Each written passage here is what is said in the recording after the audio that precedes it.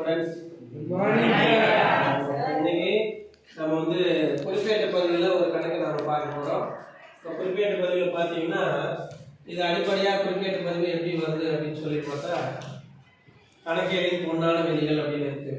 ஆன்சார் கணக்கு, சொத்து கணக்கு, இந்த மூணு வகையான கணக்குகளை பேஸ் பண்ணி தான் நம்ம இந்த குறிப்பேட்டு பதிவு போடுறோம்.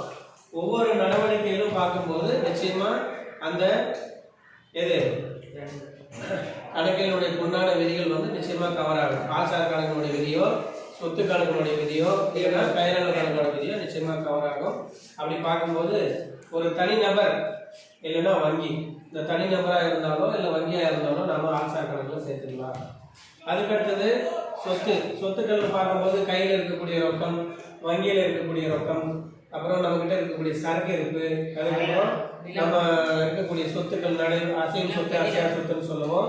அந்த மாதிரி அசையும் சொத்து வகையில் இந்த மாதிரி அறைகள், அசையா சொத்து வகையில் இந்த மாதிரி பில்டிங்ஸ், கட்டிடம், நிலம், இந்த மாதிரி நிறைய சொத்துக்கள் இருக்குது நற்பெயர் வரைக்கும். அப்போ இதெல்லாம் சொத்துக்களுக்கு நம்ம சேர்க்கலாம். இப்போ ஆள்சார் கணக்குலையும் சொத்து கணக்குலையும் சேராத இனங்களை மட்டும் எடுத்துட்டு வந்து பெயரளவு கணக்குல சேர்த்தணும். எந்த கணக்கில் சேர்த்தணும்? சேர்த்தணும். சரியா? அந்த அடிப்படையில் தான் இதை வந்து நம்ம போடுறோம். அப்போ பார்க்கும்போது திருமதி அமுதா அப்படிங்கிறவங்க அவங்களுடைய குறிப்பேட்டில் இதை பதிவு பண்ண சொல்லி இந்த கணக்கு கொடுத்துருக்காங்க.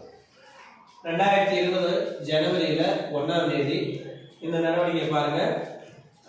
அமுதா வந்து 1ஆம் தேதி என்ன பண்றாங்கன்னா, அமுதா ரொக்கத்துடன் தொழில் தொடங்கியது ரூபாய் 50,000 அப்படின்னு சொல்லியிருக்காங்க. அமுதா அப்படிங்கிறவங்க ரொக்கத்தோடு தொழிலை தொடங்குறாங்க.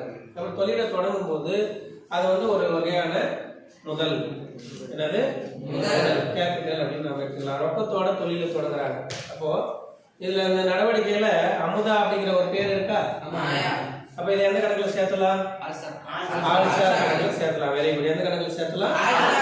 அதே போல ரொக்கம்னு ஒரு வார்த்தை உங்களுக்கு கட்டலாம் அப்படின்னா ரொக்கம் எந்த கணக்குல சேர்த்துவேன்? Very good. சொத்து கணக்குல சேர்த்தலாம். அப்போ ஆள்சார் கணக்கு ஒண்ணு இதுல இருக்கு, சொத்து கணக்கு ஒண்ணு அப்படின்னு சொல்லி பார்க்கலாம். அப்படி பார்க்கும்போது இதுக்கு முன்னாடி குறிப்பேட்டு பதிவு நம்ம போடும்போது 2020 ஜனவரி மாசம் 1ஆம் தேதி அமுதா இப்பதான் தொழிலுக்கு எடுத்துட்டு வந்து ரொக்கத்தை போடுறாங்க உள்ள. இப்ப தொழிலுக்குள்ள ரொக்கம் உள்ள வருதா இல்ல ரொக்கம் வந்து வெளியே போதா? உள்ள வருது இல்லையா? அப்ப அந்த விதியை மட்டும் பார்க்கலாம். ரொக்கத்தை எந்த கணக்குல சேர்த்துற? சொத்து கணக்குல. Very good. சொத்து கணக்குல சேர்த்துறோம். அப்ப சொத்து கணக்கோட விதி என்ன? உள்வரவனவற்றை பட்டாசு. அந்த விதிப்படி இந்த ரொக்கம் அப்படிங்கிற வார்த்தையை நாம எடுத்துட்டு வந்து ரொக்க நிறுவனத்துக்குள்ள, அதாவது தொழிலுக்குள்ள வர்றதுனால ரொக்க கணக்கு பற்றி ரொக்கத்தை நம்ம பட்டியல வைக்கிறோம். அதே போல இந்த ரொக்கம் 50,000 ரூபாய் இவங்க எடுத்து வந்து போடுறாங்க இல்லையா? அந்த 50,000 ரூபாய் முதல் தொகையை யார் போடுறது அப்படின்னு சொன்னா அமுதா அப்படிங்கிற அந்த தொழிலுடைய ஓனர். இப்ப அமுதா போடுறதுனால அமுதா வந்து தருபவர். இந்த தொழிலுக்கு அந்த முதல் தொகையை 50,000 என்ன பண்ணுவாரு? அப்ப தருபவர் கணக்கில் இது வந்து ஆள்சார் கணக்குல சேருது. அப்போ தருபவர் யாருன்னா அமுதா. அப்ப அமுதா கணக்கு வருது. சாரி, அமுதா முதல் கணக்கு வருது. அமுதா என்ன எடுத்து வராங்க அப்படின்னு சொன்னா எடுத்து வராங்க. அப்போ அமுதாவுடைய முதல் கணக்கு வருது. எவ்வளவுன்னா 50,000 ரூபாய். அப்போ இதுக்கு ஒரு குறிப்பு எழுதலாம். நடவடிக்கையில என்ன இருக்கோ, கொஸ்டின்ல என்ன இருக்கோ அதையே பார்த்து அமுதா ரொக்கத்துடன் தொழில் தொடங்கியதுன்னு இருக்கு, அதவே எழுதி அமுதா ரொக்கத்துடன் தொழில் தொடங்கியது குறித்து அப்படின்னு சொல்லி எழுதலாம்.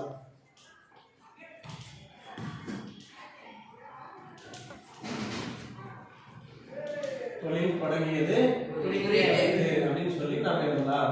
இதுதான் இதுக்கு முன்னாடி விளக்க குறிப்பு. அப்ப விளக்க குறிப்பு முடிச்சிடறோம். இதான் ஃபர்ஸ்ட் எட்டு புரிஞ்சால இருக்கும். அப்போ அமுதா அப்படிங்கிறவங்க முதல்ல எடுத்துட்டு வராங்க.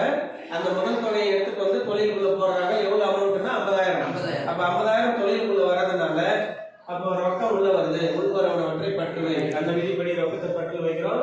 அமுதா வந்து எடுத்து ரொக்கத்திற்கு சரக்கு வாங்கியது அப்படின்னு கொடுத்துருக்காங்க. 2ஆம் தேதி பாத்தீங்கன்னா அதே வருஷம் அதே மாசம் 2ஆம் தேதி ரொக்கத்திற்கு சரக்கு வாங்கியது. சரக்கு வாங்கினா அதுக்கு பேர் கொள்முதல். சரக்கை வந்து என்ன பண்றாங்க? அதாவது பர்ச்சேஸ் பண்ணி எடுத்துட்டு வராங்க அப்படின்னு சொல்லி அர்த்தம். அந்த தொழிலை ஸ்டார்ட் பண்ணி அதுக்குண்டான மூலப்பொருள் எல்லாத்தையும் வாங்கிட்டு வராங்க. ஆக கொள்முதல் அப்படிங்கிற வார்த்தையை நம்ம யூஸ் பண்ணணும். இந்த இடத்துல சரக்கு அப்படின்னு யூஸ் பண்ணக்கூடாது. சரக்குன்ற வார்த்தையை பயன்படுத்துறதுக்கு பதிலாக எந்த வார்த்தை கொள்முதல் அப்படிங்கிற வார்த்தையை பயன்படுத்தணும். அப்போ கொள்முதல் அப்படிங்கிறது கொள்முதல் கணக்கு பற்று. இதனுடைய அடிப்படை பார்த்தீங்கன்னா சரக்கு தான் இதுக்குள்ள இருக்கு. அப்ப சரக்குங்கிறது ஒரு வகையான சொத்து தெரியுமில்ல. அப்ப சரக்கு வாங்கிட்டு வரும்போது சரக்கு உள்ள வந்தா வெளியே போதா, உள்வரவனவற்றை அந்த விதிப்படி கொள்முதல் கணக்கை நம்ம பற்று வைக்கிறோம். இதை வந்து ஒரு சரக்கு இருப்பா நம்ம நினைக்கிறோம். அப்போ கொள்முதல் கணக்கு பற்று. சரக்கு வாங்கினா அது மொத்தமா ஒரே வார்த்தையில் நம்ம என்ன சொல்லலாம், ஒரு சரக்கு வாங்கினா அது பேர் இருக்கும். பல வகையான சரக்கு வாங்கிட்டு வராங்க தொழிலுக்குள்ள அப்படின்னு சொன்னா, அப்ப நிறைய சரக்கு வேற வேற வகை சரக்குகளை வாங்கும் போது அதை மொத்தமா சேர்த்து ஒரே வார்த்தையில என்ன சொல்லிடலாம், கணக்கு பற்று. அவர் சொன்னது பாருங்க, 2ஆம் தேதி ரொக்கத்திற்கு சரக்கு வாங்கியது. அப்ப ரொக்கத்தை கொடுத்துட்டு வாங்கி வந்திருப்பாங்களா இல்ல கடனை வாங்கி வந்திருப்பாங்களா? நிச்சயமா ரொக்கத்தை கொடுத்திருப்பாங்க. அதனால ரொக்க கணக்கு வரவு. ரொக்கம் இப்ப என்ன ஆகும், நிறுவனத்தை விட்டு அதாவது தொழிலை விட்டு வெளியே போகுது, முதல் தொகையிலிருந்து வெளியே போகுதுன்னு அர்த்தம். அப்ப ரொக்கம் வெளியே போறதுனால வெளிச்செல்வனவற்றை அப்படிங்கிற அந்த விதிப்படி ரொக்க கணக்கு வரவு வைக்கிறோம். எவ்வளவு அமௌண்ட் பாத்தீங்கன்னா 10,000 ரூபாய், 10,000 rupees வந்து சரக்கு வாங்கியிருக்கிறாங்க. இதுதான் கொள்முதலுக்கு உண்டான பதிவு, அதாவது சரக்கு வாங்குறதுக்கு உண்டான பதிவு. இந்த சரக்கை ரொக்கத்துக்கு வாங்கியிருக்கிறாங்க, ரொக்கம் வெளியே போகுது. அதே போல சரக்கு வாங்கும் போது அதுக்கு நம்ம எந்த பேர் யூஸ் பண்றோம், கொள்முதல் அப்படிங்கிற வார்த்தை யூஸ் பண்றோம். இவ்வளவு விஷயம். இப்போ ரொக்கத்திற்கு அதை அப்படியே நம்ம எடுத்து எழுதி ரொக்கத்திற்கு சரக்கு வாங்கியது குறித்து அப்படின்னு நம்ம எழுதலாம். ரொக்கத்திற்கு சரக்கு வாங்கியது குறித்து அப்படின்னு நம்ம எழுதலாம். இப்போ 2ஆவது தேதி 2ஆவது எண்ட்ரி முடிஞ்சு போச்சு. இது புரிஞ்சுதா உங்களுக்கு? அப்போ 2ஆவது தேதி முடிஞ்சு போச்சு. அடுத்ததா பாத்தீங்கன்னா 5ஆம் தேதி மோகனிடம் கடனுக்கு சரக்கு வாங்கியதுன்னு சொல்லியிருக்கிறான். மோகனிடம் ரொக்கத்திற்கு வாங்கியதா இல்ல கடனுக்கு வாங்குதா? சரக்கு தானே வாங்கியிருக்கிறான். சரக்கு வாங்கினா அதுக்கு பேர் என்னது, சந்தோஷம், கொள்முதல். நம்ம கொள்முதல் தானே. ரொக்கத்துக்கு வாங்கினாலும் சரி கடனா வாங்கினாலும் சரி சரக்கு வாங்கினாவே அதுக்கு என்ன அர்த்தம், கொள்முதல் அப்படின்னு நம்ம எடுத்துக்கிறோம். அப்ப கொள்முதல் வழங்கும்போது மட்டும் எழுதிடலாமா? 5ஆம் தேதி கொள்முதல் கணக்கு பற்று. கொள்முதல் கணக்கு பற்று. இப்ப பாருங்க, 2ஆம் தேதி நடவடிக்கையில ரொக்கத்துக்கு சரக்கு வாங்கியிருக்கிறான். ஆனா 5ஆம் தேதி வந்து கடனை வாங்கியிருக்கிறான். யாருக்கிட்ட வாங்கியிருக்கிறான், மோகன் அப்படிங்கிற ஒரு நபர் கிட்ட இருந்து வாங்கியிருக்கிறான். அப்ப அந்த மோகன் அப்படிங்கிற நபர் அந்த சரக்கை பெறுபவரா இல்ல அந்த சரக்கை தருபவர். அப்ப தருபவர் கணக்கில் அப்படிங்கிற விதிப்படி மோகன் கணக்கு வரவு. மோகன் கணக்கு எவ்வளவு அமௌண்ட் வாங்கியிருக்கிறாங்க அப்படின்னு சொன்னா 6,000 ரூபாய்க்கு வாங்கியிருக்கிறாங்க. இவ்வளவு. இது இதே என்ட்ரி போலதான் இதையும் செஞ்சிருக்கிறோம். இங்க ரொக்கத்துக்கு வாங்கி வந்திருக்கிறான், இங்க கடனுக்கு வாங்கியிருக்கிறான். அதனால இங்க ரொக்கம்ங்கிற வார்த்தை வரல. சரியா? அப்போ இது வந்து மோகனிடம் இருந்து கடனுக்கு சரக்கு வாங்கியது குறித்து அப்படின்னு நம்ம எழுதிக்கலாம்.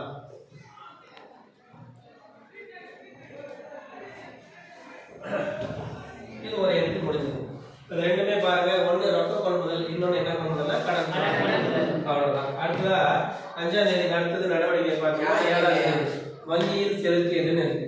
என்ன செலுத்தியது, செலுத்தியது ரூபாய் 5,000 அப்படின்னு சொல்லி கொடுத்துருக்காங்க.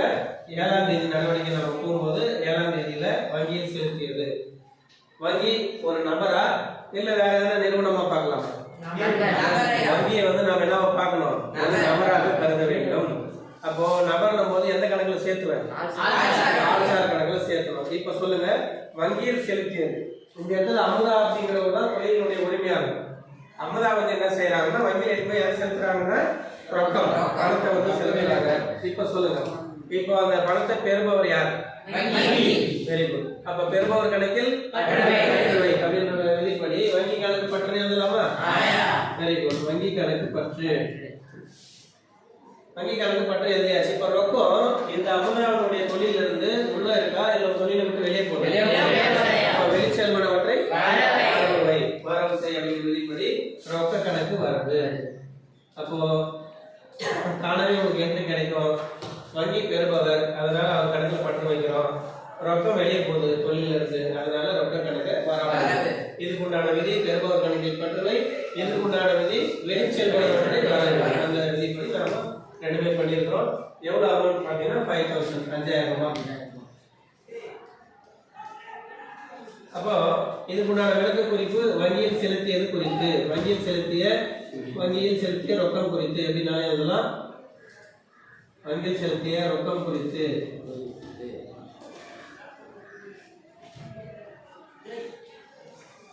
Very good. இது ஒன்று முடிஞ்சது. 7ஆம் தேதி ஓவர். அடுத்து 10ஆம் தேதி அரைக்கலன் வாங்கியது. 10ஆம் தேதி அரைக்கலன் வாங்கியது. அப்போ 10ஆம் தேதி பார்த்தீங்கன்னா அரைக்கலன் வாங்குறாங்க. எவ்வளோ அமௌண்ட் வாங்குறாங்கன்னு பார்த்தீங்கன்னா 2000 ரூபாய். இப்போ சொல்லு, அரைக்கலன் அப்படின்னு ஒரு இந்த நடவடிக்கையில் அரைக்கலன் அப்படின்னு ஒரு வார்த்தை பார்க்குறோம். அதை வாங்கியிருக்கிறாங்க. அப்போ அரைக்கலன் வந்து எந்த கணக்கில் சேர்த்துவார்? இது வந்து ஒரு சொத்து கணக்கு. அரைக்கலன் வந்து எந்த கணக்கில் சேர்க்கலாம்? இதனுடைய விதி. இப்போ நீ அரைக்கலனை வாங்கி எடுத்துட்டு வர தொழிலுக்கு, அப்போ தொழிலுக்கு உள்ள வருதா இல்லை வெளியே போதா? உள்ள வருது. அப்போ உள்ள வர்றதுனால உள் வரவற்றை பற்று. அப்போ அரைக்கலன் கணக்கு பற்று எழுதலாமா? அரைக்கலன் கணக்கு பற்று. வாங்கியதுன்னு சொன்னா அரைக்கலன் வாங்கும்போது ரொக்கத்தை நீ கொடுத்துட்டு வாங்கிட்டு வருவீங்க இல்ல கடனை வாங்கிட்டு வருவீங்க? கடனுக்கு அப்படின்னா கடனுக்குன்னு ஒரு வார்த்தை அங்கே இருக்கும். சரியா? பொதுவா அரைக்கலனை வந்து பணம் கொடுத்துட்டு வாங்கிட்டு வராங்கன்னு அர்த்தம் இந்த நடவடிக்கை பொறுத்தளவுல. ஆக அரைக்கலன் வாங்கியது, அப்போ ரொக்கத்துக்கு வாங்கணும் தான் அர்த்தம். அப்போ ரொக்கம் வந்து இந்த தொழில் இருக்கா இந்த தொழிலை விட்டு வெளியே போறாங்க. இதுல பாத்தீங்கன்னா ரெண்டுமே சொத்து கணக்கு. அரைக்கலனும் சொத்து, ரொக்கமும் சொத்து கணக்கான ஒரே விதியை ஃபாலோ பண்ணா ரெண்டு இதுமே போட்டுடலாம். அப்போ அரைக்கலன் கணக்கு பற்று, அரைக்கலன் உள்ள வருது, ரொக்கம் என்ன